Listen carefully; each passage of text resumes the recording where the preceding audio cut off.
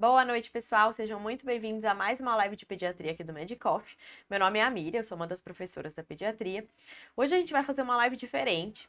Vai ser uma live de resolução de questões. Então, eu escolhi questões de temas que não se enquadram aí nas aulas que a gente tem no extensivo e no HIT, mas que são questões que às vezes aparecem em prova. Então, a gente vai discutindo questão por questão para, se cair na sua prova, você acertar. Então, vamos começar. Vou dar um tempinho para vocês lerem, tentarem responder e a gente discute, tá? Então dá uma lida aí e a gente já vê.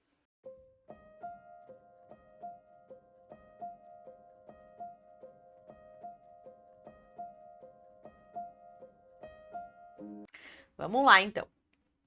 Questão sobre transporte seguro, um tema aí muito relevante na prática pediátrica, né? Isso faz parte da nossa consulta de puericultura. Tem que saber orientar os pais como que eu devo levar esse bebê no carro, essa criança no carro, certo? E mais do que isso, a gente teve uma atualização em 2021 dessas orientações de como realizar o transporte seguro dessas crianças. Como que ficou isso então depois da mudança aí de 2021? Para crianças com menos de um ano, aí lactentes menores de um ano, eles devem ser levados em bebê conforto, que é essa primeira imagem que vocês veem aí, que o bebê vai praticamente deitado. Bebê conforto virado para trás do veículo, certo? Como a gente vê aí na imagem. O bebê vai de frente para o banco de trás, certo? Em crianças entre 1 e 4 anos, não é mais bebê conforto, passa a ser a cadeirinha, que é essa segunda imagem que a gente está vendo aí. Como o próprio nome diz, essa criança já vai sentada, já é efetivamente uma cadeira, tá bom? A cadeirinha já vai virada para o banco da frente, a criança já vai olhando no sentido normal do carro, certo? Entre 4 e 10 anos ou crianças com uma altura menor de 1,45 m, eu passo a usar o assento elevador, que é essa primeira imagem. Então, é um assento mesmo, uma peça um pouco mais alta, para essa criança ficar adequada ao cinto de segurança. E o cinto de segurança aqui tem que ser de 3 pontos. Crianças com mais de 10 anos, adolescentes, né, com mais de 10 anos, ou que tenham uma altura maior que 1,45 m, não precisam de mais nenhum dispositivo, elas apenas podem andar com o cinto de segurança de 3 pontos e já podem andar ou no banco traseiro ou no banco dianteiro, tá? Uma outra curiosidade aqui é que idade que eu posso levar uma criança em moto, né? Para a criança andar na garupa de moto, ela precisa ter pelo menos 10 anos de idade. Então, vamos voltar lá na nossa questão para a gente ver junto. Questão do SURSE de 2022. Ao receber alta da maternidade, uma paciente solicita orientações sobre transporte seguro do seu filho recém-nascido em veículos motorizados. Qual que é a opção da orientação para a forma correta de transporte de um RN? Primeira coisa, isso aqui é um clássico de alojamento conjunto, né? Quem já trabalhou em alojamento conjunto sabe que não é incomum o bebê sair no bebê conforto sem, né, as travas fechadas, sem o cinto do bebê conforto e o bebê cair no chão dentro do alojamento conjunto ou na saída do alojamento conjunto. Eu já vi isso acontecer e o bebê teve um TCE grave. Então, assim, veja que o transporte ele não é só a questão do carro, mas é a questão do dispositivo que essa criança deve ser levada e, claro, não adianta só ela estar na cadeirinha se ela tá sem o cinto, né, sem a coisa de prender nesse dispositivo, tá? Então, aqui ele pede especificamente como que eu devo conduzir um RN no carro. RN, então, menor que um ano, ele vai no bebê conforto virado para trás. Tá bom, vamos ver as nossas alternativas. Alternativa A, o assento deve ser instalado de costas para o painel, preferentemente atrás do banco do passageiro, preso pelo cinto de segurança ou, se disponível, sistemas de ancoragem para assento infantil. Parece muito que é essa questão, né? Porque quando a gente pensa num bebê conforto, normalmente é essa posição que ele fica, atrás do banco do passageiro. Mas não é isso que está lá no guia da SBP. No guia da SBP está exatamente essa frase. O assento deve ser instalado de costas para o painel, preferentemente no meio do banco de trás, preso pelo cinto de segurança ou, se disponível, pelos sistemas de ancoragem para o assento infantil. Questão difícil, tem uma pegadinha, né? Que é diferente daquilo que a gente vê na prática. Na prática, normalmente a criança vai atrás do banco do passageiro, justamente porque quem está dirigindo consegue olhar para trás e ver a criança, certo? Mas enfim, vamos ver as outras. Letra B. O assento deve ser instalado de frente para o painel do veículo, preferentemente no meio do banco de trás. Não, é para trás do veículo. E D, o assento tipo bebê conforto, instalado de costas para o painel do veículo, deve usar a cadeirinha dotada de cinto de segurança próprio pelo maior tempo possível, até atingir o limite de peso permitido pelo fabricante. Não, né? Então aqui a gente fica com a alternativa C, tá bom? Vamos para o nosso segundo tema aí, síndrome de morte súbita do lactente, morte súbita na infância. Então também dá um pause aí, tenta ler e a gente vai continuar.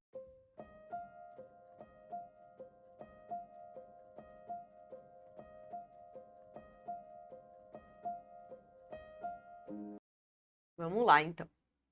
Síndrome da morte súbita do lactente é uma definição aí de uma morte súbita, inesperada, de uma criança de menos de 1 ano de idade, que acontece durante o sono. E essa morte não tem causa que explique. Então, depois da história não faz sentido, depois da avaliação pós-morte, né, a necrópsia não mostra nada, a autópsia não mostra nada. Então, criou-se esse termo síndrome da morte súbita do lactente. Ela acontece em crianças até 1 ano de vida, mas o pico de incidência aí são nos menores de 4 meses, entre 2 e 4 meses de vida. Quais são os fatores de risco, né, para a síndrome da morte súbita?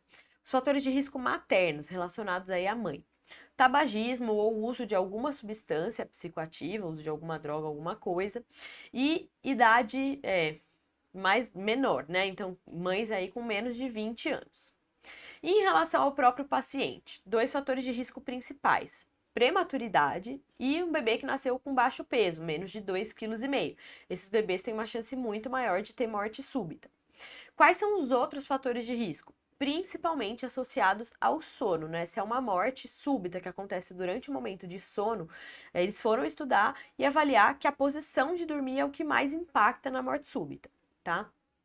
Então, você sabe isso lá do seu ambulatório de puericultura, das suas orientações. Posição do bebê de dormir é sempre de barriga para cima, certo? Sempre, sempre, sempre. Sempre em decúbito dorsal, barriga para cima.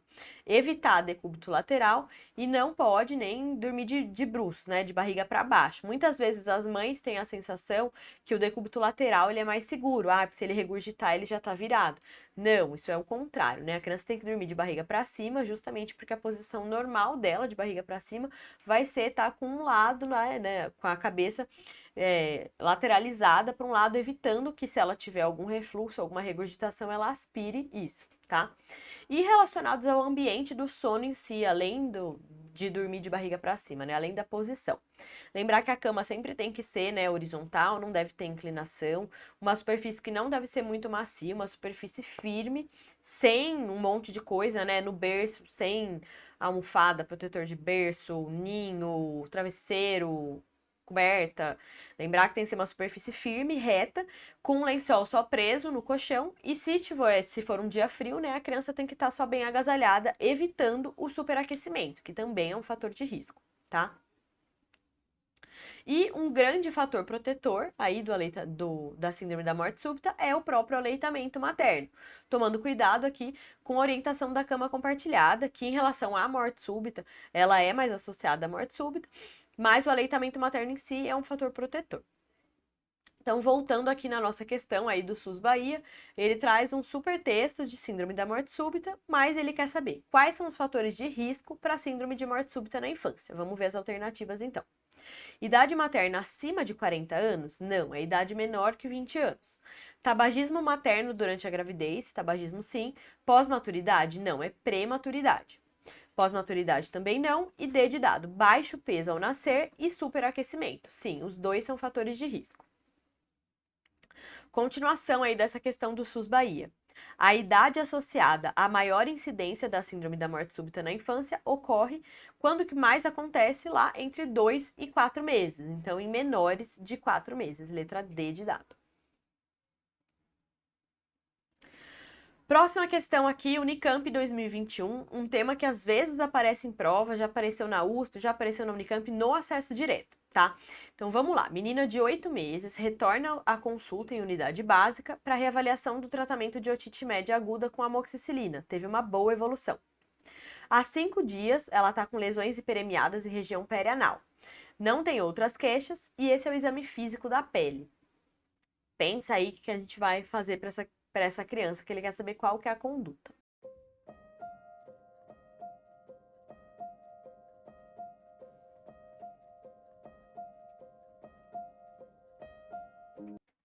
Então, questão aí sobre dermatite da área das fraldas, né? Questão sobre dermatite perineal. Vamos ver aqui. A gente tem vários diagnósticos diferenciais para pensar, mas tem dois principais. O primeiro é essa dermatite de fraldas, que é uma dermatite de contato, pelo contato da urina e das fezes com essa pele do períneo, que vai gerar uma dermatite de contato. Como que ela vai se manifestar? Eu vou ter uma lesão eritematosa e avermelhada que caracteristicamente poupa as pregas, né? Então a gente fala que é uma dermatite em W, tá? Qual que vai ser minha conduta da dermatite de fraldas? Principalmente manter essa região seca, tá? A gente sabe que a própria fralda favorece essa pele, deixa essa pele úmida, macerada, favorece que ela tenha lesões. Então eu vou tentar deixar essa região mais seca possível, fazer a troca frequente das fraldas, evitando o uso de lenço umedecido e coisas do tipo. Tentar fazer a troca só com algodão úmido mesmo. Além disso, se eu tiver lesões aí mais importantes, eu posso usar o creme de barreira, como óxido de zinco, alguma coisa assim, fazendo uma barreira mesmo mecânica para que a urina e as fezes não fiquem em contato com essa pele. Em casos graves, eu posso considerar o uso de corticoides tópicos, sempre com o cuidado de lembrar que na área das fraldas eu vou ter uma absorção aumentada desses corticoides, por ser uma área aí abafada, tá? Meu diagnóstico diferencial aqui principal é a candidíase perineal ou monilíase perineal. Aqui eu vou ter uma infecção fúngica pela cândida, que vai se manifestar com eritema mais intenso, que acomete as pregas, né, que não poupa as pregas, e que caracteristicamente vai ter essas lesões satélites, essas lesões separadas. Qual que vai ser minha conduta aqui se é uma infecção fúngica? Eu vou fazer um tratamento antifúngico tópico, certo? Vou sempre avaliar a mucosa oral para avaliar se eu preciso dar um tratamento sistêmico. Então, voltando lá na nossa questão, eu tenho uma menina de 8 meses em consulta no posto de saúde, teve um tratamento aí de otite média aguda com amoxicilina, evoluiu bem. Há 5 dias está com lesões hiperemiadas em região perineal, não tem outras queixas, ele quer saber aí qual que vai ser minha conduta. Vejo essa imagem, vejo que tem uma hiperemia importante, que pega as pregas aí do períneo e que tem lesões satélites, né? Olha aí embaixo, tem esses pontinhos de lesões, preciso pensar em candidíase perineal. Minha conduta vai ser antifúngico e limpeza local. Próxima questão aqui sobre enurese. Vamos dar um pause para você dar uma pensada.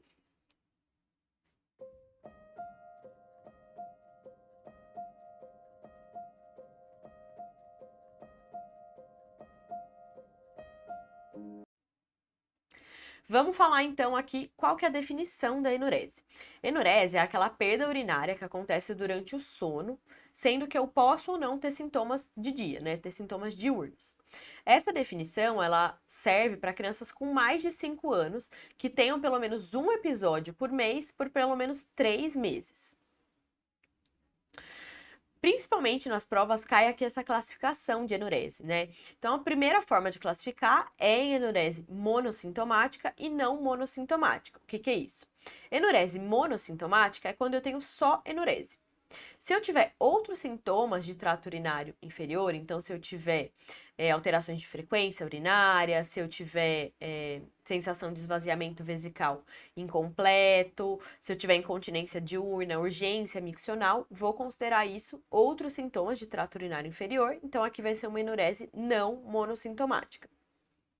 A outra forma de classificação é em primária e secundária. Enurese primária é aquela criança que nunca teve continência urinária completa por mais de 6 meses, certo? Ela nunca teve um controle adequado miccional por mais de 6 meses. Essa é a primária. Na secundária, essa criança já teve continência urinária por pelo menos 6 meses e aí ela volta a ter essas perdas.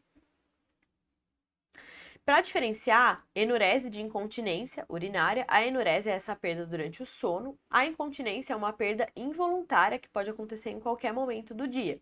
As duas são disfunções aí de trato urinário inferior. Como que eu vou avaliar a enurese, né? Primeira coisa, eu vou ver se tem alguma doença associada, e principalmente constipação. Em pediatria a gente sempre vê isso, né? A gente chama aí de síndrome das eliminações, uma criança que tem uma constipação funcional importante que evolui com sintomas aí de trato urinário, certo? Avaliar constipação, incontinência, outras coisas urinárias, né? Infecção de trato urinário, bacteriúria sintomática, refluxo vesicureteral.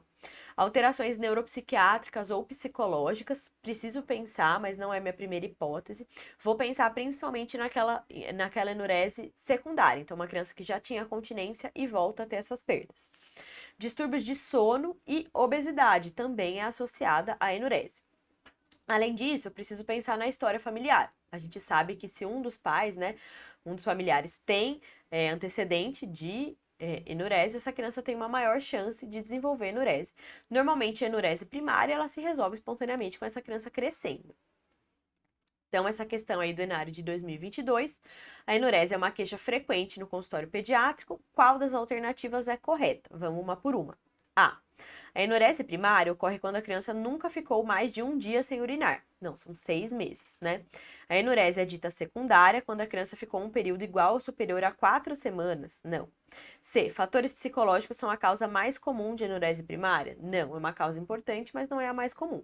D. É definida por uma perda intermitente de urina durante o sono, em maiores de 3 anos, pelo menos uma vez por noite, na ausência de alterações do sistema nervoso central. São maiores de 5 anos. E não há associação significativa entre sobrepeso e enurese. Realmente, a associação é entre obesidade e enurese. Então, aqui, letra E. Segunda questão de enurese aí da USP de 2021, menino de 8 anos tem um quadro de enurese noturna. A mãe refere que ele teve um desfraude aí com 2 anos de vida, conseguiu um controle diurno adequado após os 3 anos, não teve mais perdas. Ele não tem disúria, polaciúria, urgência miccional, não tem qualquer outro sintoma urinário durante o dia. Mas o paciente acorda com as roupas de cama molhadas, 1 ou 2 vezes por semana. Ele não se lembra de nada, acorda e já está molhado. A mãe refere que evita oferecer líquidos à noite e que utilizou estratégias de recompensa para evitar a enurese. E que essa medida teve sucesso parcial, chegando a ficar sem perdas por 3 meses, mas os episódios voltaram. Não tem perdas urinárias durante o dia, tem um hábito intestinal de 1 vez por dia, sem esforço ou evacuação. O pai da criança também teve enurese até os 10 anos de idade. De exame físico tá tudo bem, PA tá boa. Qual que é a classificação dessa enurese? Bom, eu tenho uma enurese aí de uma criança que nunca teve um controle adequado, nunca teve uma continência aí urinária prolongada e ele não tem outros sintomas de trato urinário inferior. Então, aqui eu tenho uma enurese primária monossintomática, letra B de bola, certo? Próxima questão aí, FAMERP 2022, dá uma lida.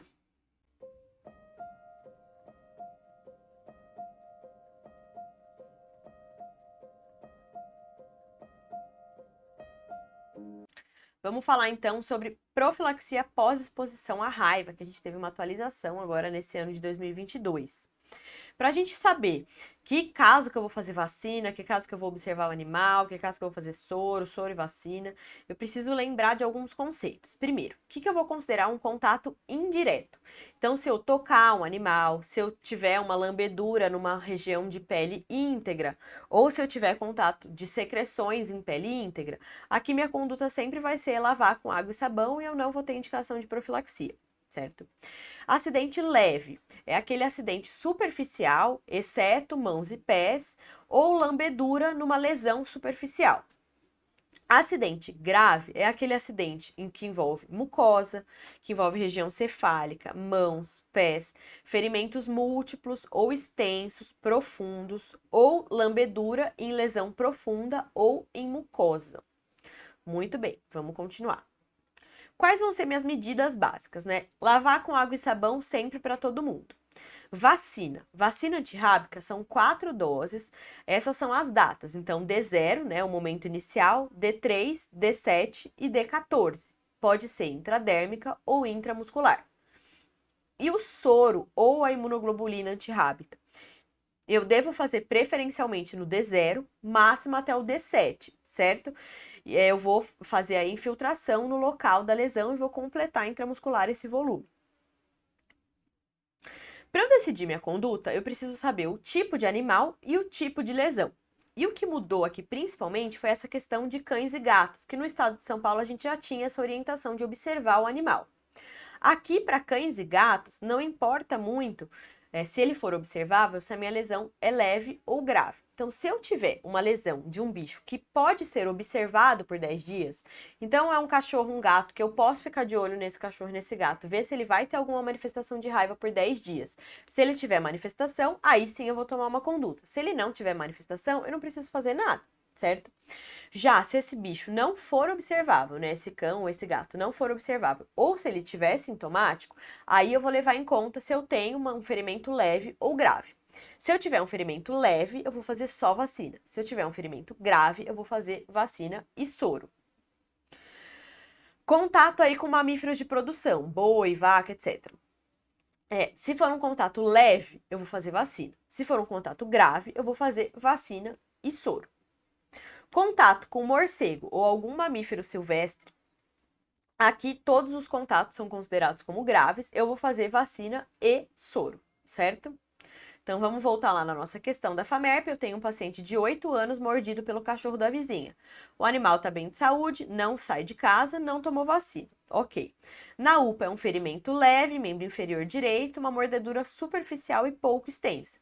Então eu tenho um ferimento por cão ou gato de um bicho que é observável e está assintomático. O que eu vou fazer? Eu vou lavar com água e sabão, observar esse animal por 10 dias. Se ele continuar sadio, não tiver nenhum sintoma, eu vou encerrar o caso. Se ele morrer ou se ele tiver algum sintoma, aí eu vou fazer a vacina, porque é um acidente leve, certo?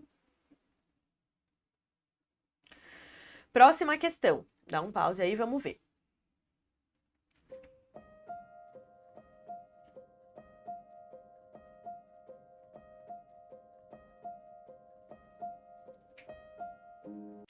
Questão sobre doença hemorrágica do recém-nascido, um tema que cai pouco em prova, mas quando cai, normalmente as pessoas se confundem, porque é uma coisa que a gente quase não discute atualmente, doença hemorrágica. Doença hemorrágica, que atualmente é o nome mais chique, é esse sangramento por deficiência de vitamina K. É aquela situação do recém-nascido, a gente sabe que o recém-nascido ele recebe pouca vitamina K lá via placentária e ele recebe pouca pelo leite materno. Além disso, ele não tem uma microbiota intestinal bem desenvolvida. Tudo isso vai fazer com que ele tenha uma deficiência de vitamina K, então que ele esteja mais propenso a ter sangramentos aí dependentes de vitamina K, certo? Tenho 3 tipos de manifestação clínica. A primeira delas é a manifestação precoce, certo? Que são aquelas manifestações nas primeiras 24 horas de vida. Aqui eu posso ter cefalohematoma, que é aquele sangramento, né, da região extracraniana, que é um diagnóstico diferencial de boça, certo? Posso ter sangramentos cutâneos e de trato gastrointestinal. Aqui, normalmente, eu tenho um fator de risco associado, que é o uso de algumas medicações pela mãe. Então, uso de anticonvulsivante, uso de anticoagulante. Minha segunda apresentação clínica, que é a mais comum, que é a forma clássica, é aquela que vai acontecer após as primeiras 24 horas de vida, mas ainda na primeira semana de vida. Aqui eu vou ter manifestações diversas, né? Eu posso ter sangramentos cutâneos, sangramentos do coto umbilical, sangramentos gastrointestinal, sangramento de mucosa. Às vezes é um bebê que está lá no alojamento conjunto, vomita raias de sangue, preciso pensar em doença hemorrágica. Minha terceira e mais grave aí manifestação é a minha manifestação tardia, que pode acontecer da segunda até a 12ª semana de vida, e um quadro grave aqui, muito grave, que são os sangramentos intracranianos.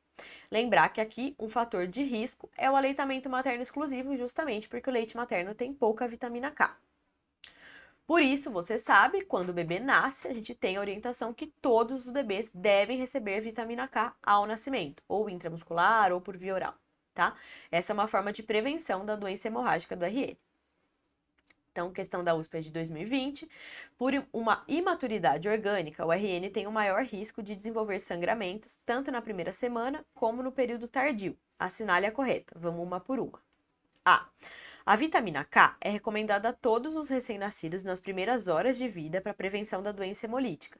Não é doença hemolítica, é doença hemorrágica. Doença hemolítica, a gente vai pensar lá na incompatibilidade sanguínea materno-fetal. B. A doença hemolítica do RN frequentemente se acompanha de sangramento no sistema digestório? Não é hemolítica. C. A forma precoce da doença hemorrágica ocorre entre o terceiro e o quinto dia? Não, a precoce é aquela nas primeiras 24 horas de vida. D. Os neonatos alimentados exclusivamente com leite humano, que não receberam profilaxia com vitamina K ao nascimento, apresentam maior risco de doença hemorrágica tardia. Tá certo, né? Lembrar que o aleitamento é um fator de risco. Então, aqui, letra D de dado.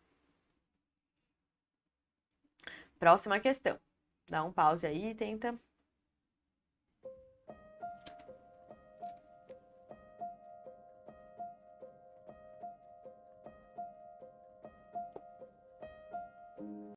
Questão simples aí sobre higiene oral, né, nos lactentes, higiene bucal. É um tema pediátrico, né, mas que tem aparecido aí nas questões, inclusive, de acesso direto. Então, fica aqui como uma curiosidade para sua prova. Qual que é a orientação, então? Quando esse lactente ele ainda não tem erupção de nenhum dente, né? A orientação, se ele tiver aleitamento materno exclusivo, não precisa fazer nada. Se ele tiver com fórmula infantil, com fórmula láctea, eu posso fazer uma higiene da cavidade só com uma gaze com água ou com uma fraldinha de algodão com água, mas não precisa, tá? A partir do momento que essa criança passa a ter dente, eu preciso escovar o dente dessa criança, certo? Igual a gente adulto, né? Eu preciso escovar o dente.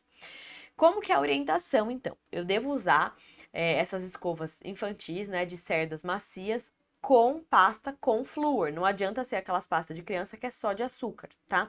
A diferença aqui dessa pasta de flúor é que eu vou colocar uma quantidade bem pequena, porque essa criança ela não vai cuspir a pasta, ela vai engolir esse flúor, certo? A quantidade é essa aí da imagem.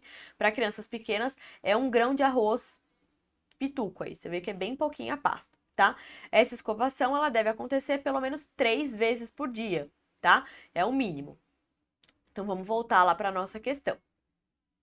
USP Ribeirão 2021, mãe de lactente de 6 meses, vem para a consulta de puericultura e pergunta como que ela deve cuidar dos dentes do bebê que estão nascendo.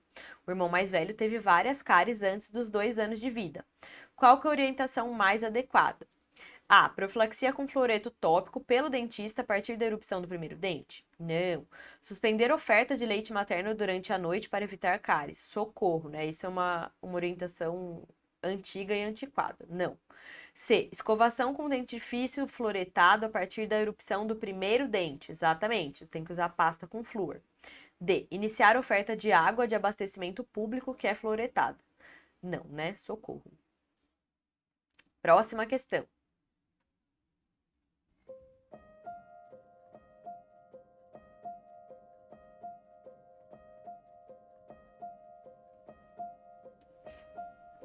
Vamos lá, então. Questão sobre sigilo médico, especificamente aí sigilo médico na adolescência. Tema muito importante que tem aparecido aí nas provas, que faz parte do nosso cotidiano, né, de puericultura e de atendimento de adolescente. Lembrar, então, que todo paciente tem direito a sigilo médico, isso é um direito do adolescente, tá? Quais são as situações, então, que eu preciso pensar que talvez eu deva quebrar esse sigilo médico? Isso precisa estar bem estabelecido para a sua prática. Então, vamos ver aqui exemplos. Quais são as situações em que eu devo manter o sigilo médico? Então, namoro, iniciação sexual, são coisas que, se esse adolescente não estiver se colocando em risco, eu posso manter o sigilo. Experimentação de psicoativos, experimentação de álcool, tabaco, até outras substâncias, isso faz parte do processo da adolescência, tá? Orientação sexual ou questões relacionadas à identidade de gênero, também vou manter o sigilo. Prescrição de contraceptivos, desde que a paciente tenha uma maturidade para aderir adequadamente ao tratamento, tá? E infecção sexualmente transmissível, se eu não tiver história de violência sexual e se eu tiver um adolescente capaz de aderir ao tratamento. Quando que eu vou pensar em quebrar o sigilo? Qualquer situação de violência, então violência sexual, violência psicológica, violência física, preciso quebrar o sigilo para proteger esse adolescente. Uso escalonado, né? Então uso proporcionalmente aumentado ou dependência de alguma substância. Situações aí de autoagressão ou de ideação suicida ou homicida ou ideação de fuga de casa, também tenho autorização para quebrar o sigilo. Gravidez ou aborto. Diagnóstico de HIV, lembrar que eu tenho que contactar o familiar e o parceiro desse paciente. não adesão ao tratamento, colocando em risco o paciente ou terceiros, e o diagnóstico de doenças potencialmente graves, tá?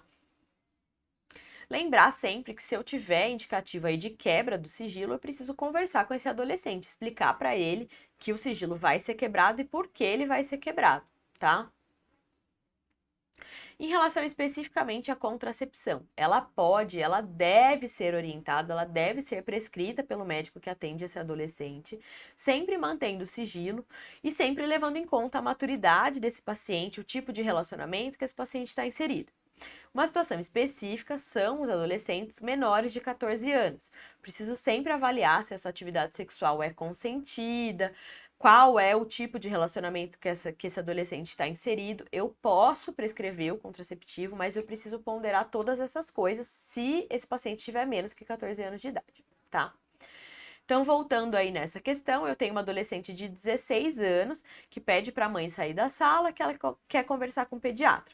Ela refere que ela já iniciou a vida sexual e ela quer a prescrição aí de uma pílula, de um contraceptivo oral, sem que a mãe saiba. O que esse pediatra vai fazer? Ele vai prescrever a pílula e vai respeitar a vontade da paciente, mantendo o assunto em sigilo, tá bom? Letra D de dado. Então é isso, pessoal. Até a próxima. Espero que vocês tenham aproveitado.